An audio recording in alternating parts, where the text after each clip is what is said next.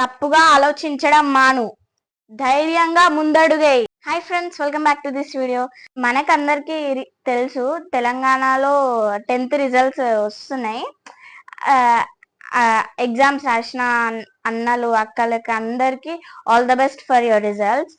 Because కొంతమంది ఏం చేస్తుంటారంటే, like last time నా పేరెంట్ టీచర్ మీటింగ్ అయింది కదా, ఆ వీడియో చూడకపోతే చూడండి. నేను every time I use to be first class, అంటే ఫస్ట్ వస్తుండే క్లాస్లో. బట్ రీసెంట్గా నేను సెకండ్ వచ్చిన. I felt very nervous because every time class first వస్తుండే, సెకండ్ వచ్చిన కదా అనుకుంటుండే. అట్లా కాదు, మనకి ఇంకా చాలా ఫ్యూచర్ ఉంది, చేసుకోవచ్చు. కానీ కొంత అక్క వాళ్ళు అన్న వాళ్ళు ఎవరైనా సరే తప్పుడు నిర్ణయాలు తీసుకుంటారు. Please don't do that. ఒక చిన్న పిల్ల లాగా చెప్తున్నా, మీరు అవన్నీ చేసుకుంటే మీకే ప్రాబ్లం అవుతుంది.